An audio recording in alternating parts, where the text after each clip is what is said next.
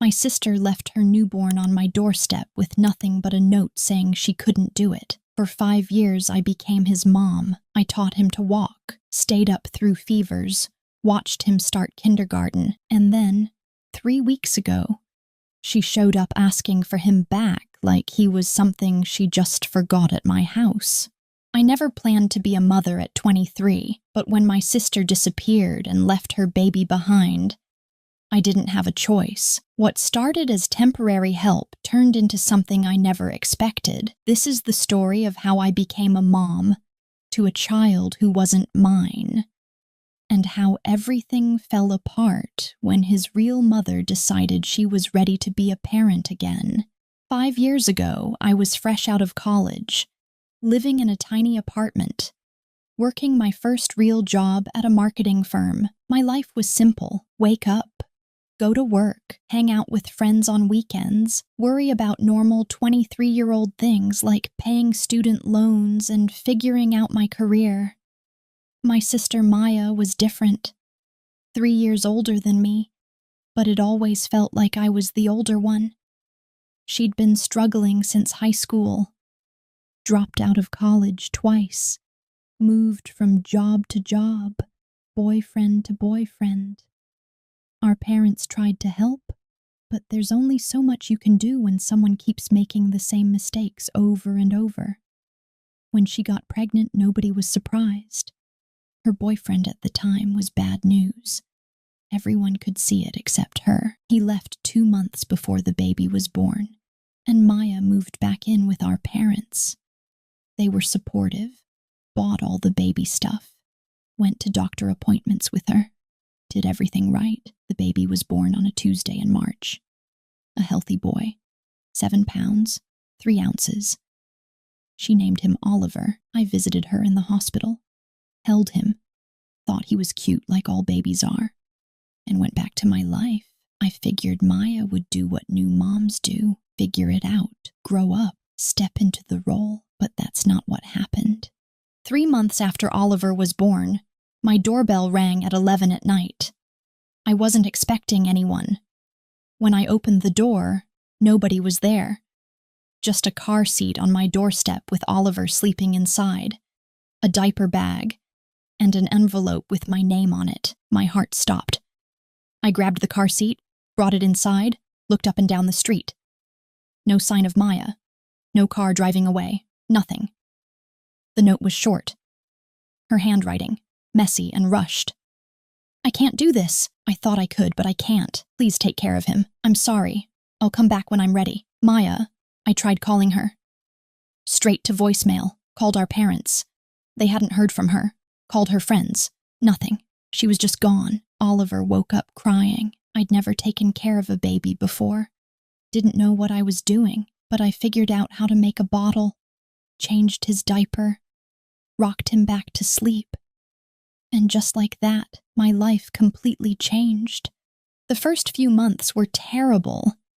I had no idea what I was doing. I called out of work constantly. My boss was understanding at first, but that wore off pretty quickly. I was exhausted all the time, running on 3 hours of sleep, living on coffee and whatever food I could eat with one hand. My parents helped when they could, but they both worked full-time. My dad had health problems. They couldn't take Oliver full-time, and honestly, I think they were too hurt by what Maya did. Every time they looked at Oliver, they saw their daughter who abandoned her baby. But I fell in love with him, not right away, but slowly, the first time he smiled at me. Really smiled, not just gas, the way he'd calm down when I held him. How he started reaching for me when he was upset. He became mine in ways I can't even explain. I moved to a bigger apartment, turned my life upside down, made it work. Found a better job with flexible hours, built a routine, found a good daycare, made mom friends at the park even though I was younger than all of them, and felt like a fraud because I wasn't really his mom, except I was. In every way that mattered, I was his mom. Maya never came back, never called, never sent a birthday card. Our parents hired a private investigator after the first year. Found out she was living in Arizona, working at a restaurant, had a new boyfriend. She was fine. She just didn't want to be a mother. So I became one instead. Oliver's first word was mama. He said it to me. I cried for an hour. His first steps were in my living room, holding onto the coffee table I bought, specifically because it had rounded edges. His first day of preschool, I took 100 pictures and cried in my car for 20 minutes after drop-off. I was there for everything. Every fever, every scraped knee, every nightmare. I read him stories every night, made him breakfast every morning, taught him to tie his shoes, ride a bike, say please and thank you. My parents came around eventually. They loved Oliver. He called them Grandma and Grandpa.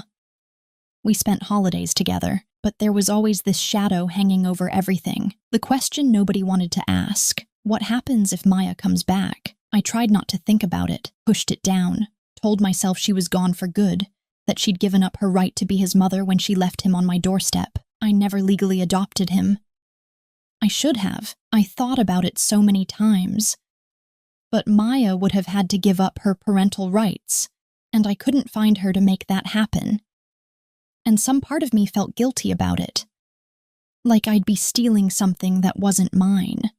That was my biggest mistake. 3 weeks ago, Oliver and I were making pancakes on a Saturday morning.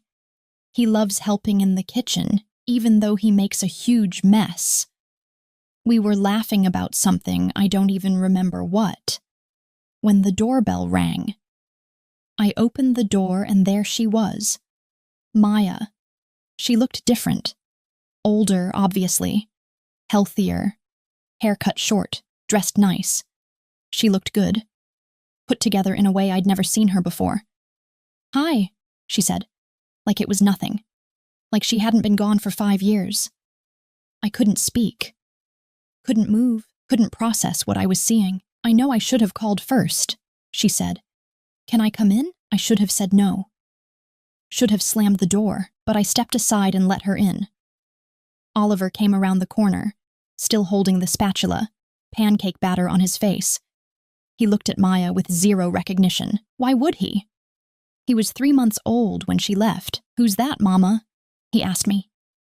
Maya's face crumpled when he said it. When he called me Mama. "Oliver, this is..." I didn't know what to say. "This is Maya, my sister." He said hi, polite like I taught him, then asked if he could go watch cartoons. I said yes, needed him out of the room. Once he was gone, Maya started crying. "He's so big," she said. "He's beautiful." "Why are you here?" My voice came out cold, hard, good. "I'm better now," she said. "I got help. I'm in therapy. I've been sober for 2 years.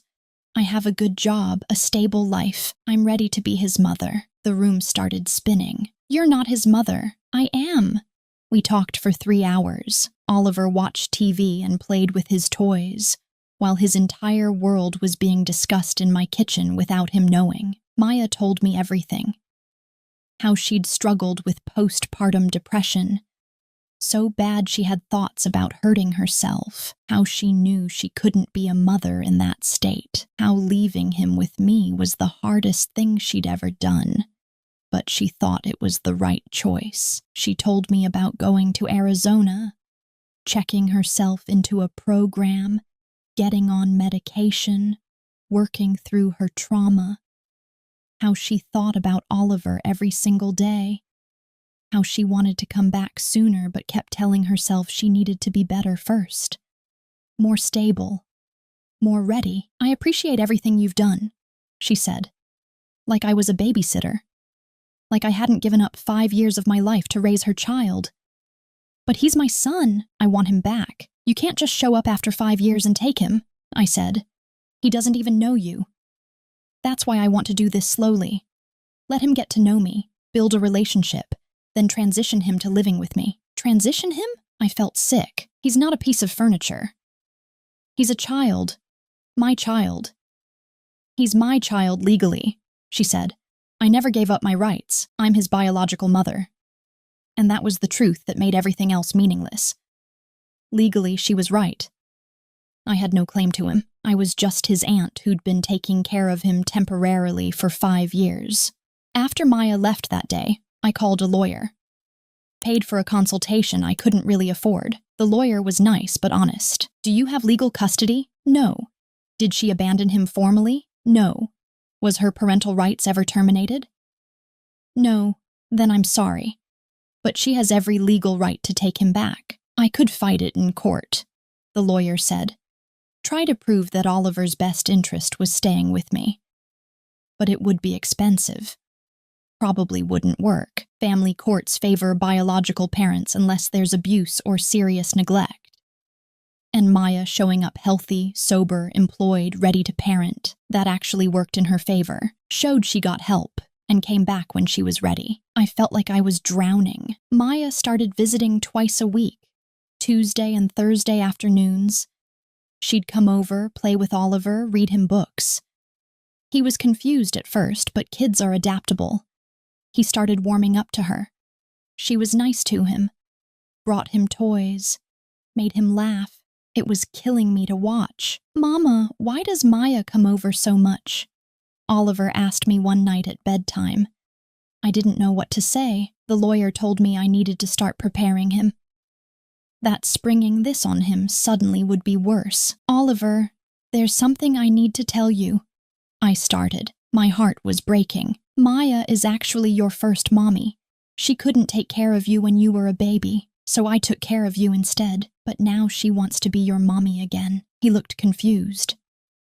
But you're my mommy. I know, baby. I'll always be your mommy in my heart. But Maya wants you to come live with her. I don't want to live with her. I want to live with you. I held him while he cried.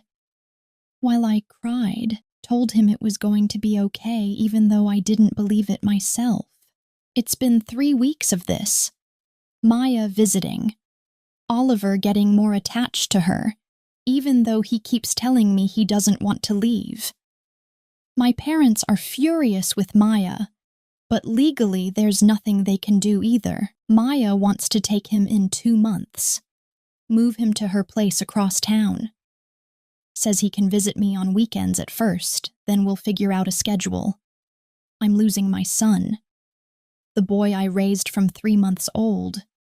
The boy who calls me mama. The boy who is my entire world. And the worst part? I understand why Maya left. I get it now in a way I didn't before. Postpartum depression is real and serious. She did what she thought was right at the time. She got help. She got better. Part of me is even proud of her for that. But that doesn't make this hurt any less. That doesn't change the fact that I'm his mother in every way except legally. That doesn't change the fact that he's going to be confused and scared and feel abandoned by me even though I'm not the one leaving him. I don't know what to do. I don't know how to let him go. I don't know how to prepare him for this. I don't know how to prepare myself. Everyone has an opinion. My parents think I should fight harder, hire a better lawyer, refuse to let Maya take him. My friends are split. Some say Oliver needs stability and taking him away from the only mother he's known is cruel. Others say Maya deserves a chance to be his mother now that she's better. Nobody talks about what Oliver wants. Because he's 5. Because legally his wants don't matter as much as parental rights. I keep thinking about that night she left him on my doorstep. How I could have called child services. How I could have let the state handle it. How I could have protected myself from this pain. But then I wouldn't have had these 5 years. I wouldn't have been his mother. I wouldn't have experienced the most profound love I've ever felt. Was it worth it, knowing it's all going to be taken away? I don't know. Ask me in a year. Ask me when Oliver calls Maya mama instead of me. Ask me when he forgets his life before her. Ask me when I'm alone in my apartment with all his toys still in the corner and his drawing still on the fridge. Here's what I've learned through all of this. Biology doesn't make you a parent. Being there does. Showing up every single day does. Love does. But the law doesn't see it that way. The law sees DNA and birth certificates and parental rights. The law doesn't care that I was the one who sat up all night when he had croup, who taught him his ABCs, who kissed his scraped knees, who made him feel safe and loved every single day of his life. And maybe that's how it should be. Maybe biological parents should have rights even when they make mistakes. Even when they leave. Even when someone else steps in and does the job they couldn't do. I don't have the answers. I just have a little boy who's about to have his world turned upside down. And there's nothing I can do to stop it. Maya asked me last week if we could all sit down and talk about the transition plan. Make a schedule. Figure out how to make this as easy as possible for Oliver. I said yes. Because what else can I do? But I'm breaking. Every day. A little more. Every time Oliver says, "I love you, Mama." Every time he asks me if he really has to leave. Every time I look at him and think about all the moments I'm going to miss. His first day of real school. His first lost tooth. His first school play, all the little moments that make up a childhood. I won't be there for most of them anymore. I don't know what the right answer is here. I don't know if there is a right answer. This isn't a situation with a clean solution. Someone is going to get hurt no matter what happens. If Maya takes him, Oliver and I both lose. If I somehow kept him, Maya loses her chance to be a mother to her son. All I know is that I love Oliver more than anything in this world. And whatever happens, I hope he knows that. I hope he remembers that I wanted him. That I chose him every single day. That being his mother, even temporarily, was the greatest thing I ever did. I hope he's happy. I hope Maya is the mother he deserves now. I hope this doesn't mess him up too badly. I hope he knows he was loved completely by two women who both wanted what was best for him, even when they disagreed about what that was. And I hope someday this stops hurting so much. But right now, all I can do is hold him tight, read him one more bedtime story, and try to memorize every single moment I have left. If you've made it this far, thanks for listening to my story. If you've been through something similar, or you have thoughts on this situation, I genuinely appreciate hearing them. Subscribe if you want to follow what happens next.